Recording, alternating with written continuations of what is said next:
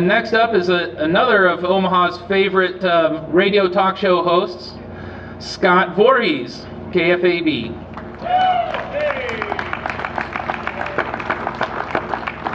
Scott's going to have a few observations for us that he's taken a liking to over the last couple years. Thanks, Patrick. I appreciate it. Good morning, fellow racist extremists.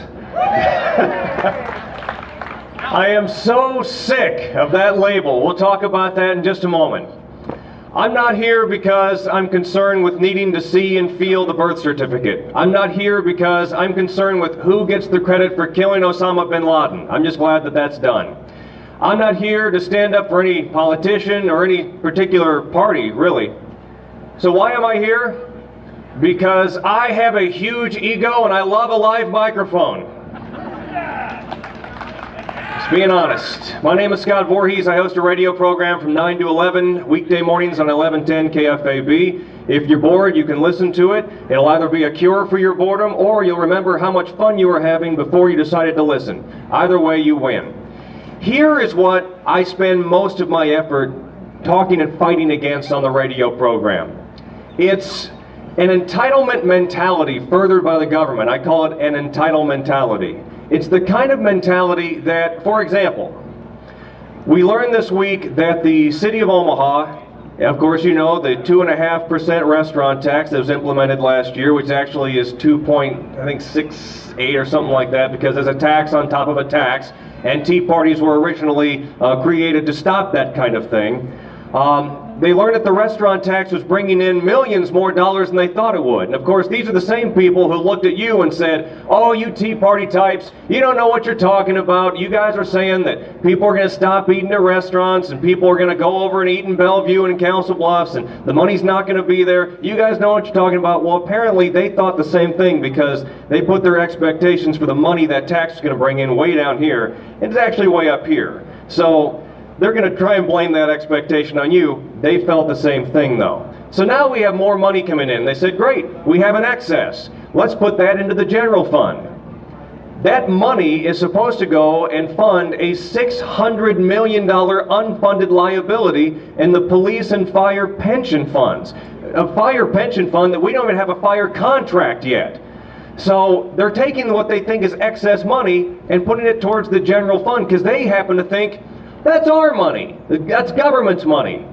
They either need to keep paying off that unfunded liability and do something about the contracts that inflated it to that level, or they need to give that tax back to the people who are paying it. It was President Clinton back in the 90s when they were running these budget surpluses. Never mind, we still had a federal deficit, but they were in a budget surplus, and they asked President Clinton, now that you're running surpluses, do you think about maybe a tax cut? And he said, I'm not sure the American people would spend it the right way. It's our money. It's not government's money. So I'm trying to fight against that. Point number one. Point number two.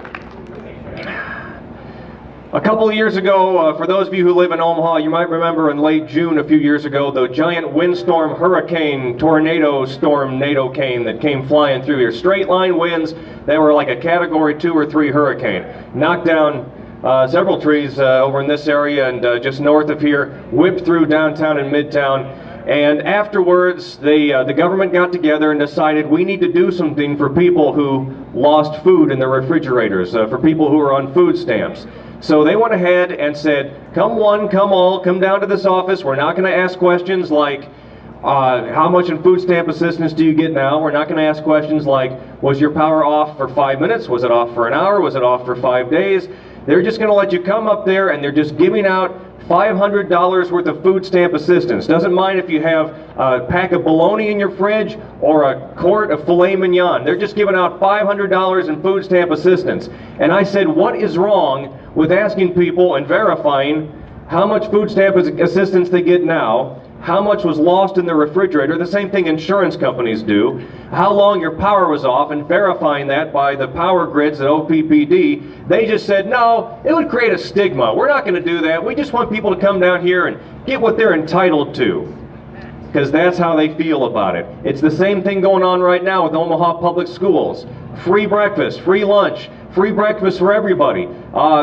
doesn't matter if you can pay for it. They say, well, we don't want people to feel the stigma of having to show how much their parents make or don't make, so we're just giving free breakfast for everybody. That's great, except not only am I paying for it, but I'm also paying for the welfare and the food stamp assistance that's supposed to have parents feeding their kids in the first place before they go to school in the morning. And they say that this kind of thing is going to improve test scores. Well, every time the government gets more involved and say, well, let us take care of healthcare. Let us take care of getting your kids something to eat. Let us take care. The test scores keeps going down. Every time they get more involved, it keeps getting worse. It keeps getting worse. So I fight against that. That's point number 2. And finally, point number 3.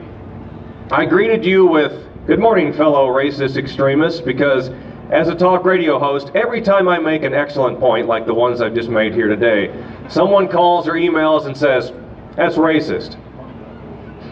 I haven't said one single thing about any race, nor do I ever care about that kind of thing. This has nothing to do with racism. But in the eyes of some people who look at a group of concerned, committed Americans getting together and protesting and offering grievances to their government, someone's going to look at that and say, that's extreme. That's racist.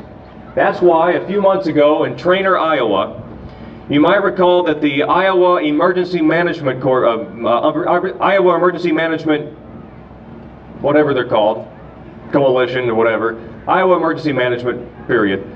They decided to have an emergency preparedness day at Trainer High School, and they decided to take the scenario of some students who are concerned with illegal immigration, and they love their guns. So these are people who, in my mind, care about the rule of law and the Bill of Rights and the Constitution.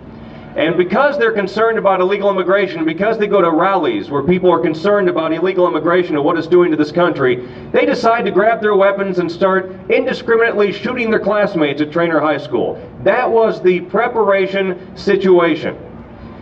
Thankfully, the details of this got leaked out, and a lot of you good people called and complained to Iowa Emergency Management and said, what in the world are you talking about? Why is this scenario the one you came up with? And they started saying, oh, well, it's because Homeland Security Department only gives money to these kind of seminars, to these situation preparedness seminars, if we have some sort of terrorism element there. If people were concerned about illegal immigration, people who stand up for the Second Amendment, people who go to Tea Party rallies, are what the government is scared about, I want to make them real scared, because we're not going to go in there and start shooting teenagers. We're going to vote them out of office. We're going to take back this country. God bless you. Thanks so much for being here today. It was such a pleasure for me to be here. Have a nice weekend. Thank you so much.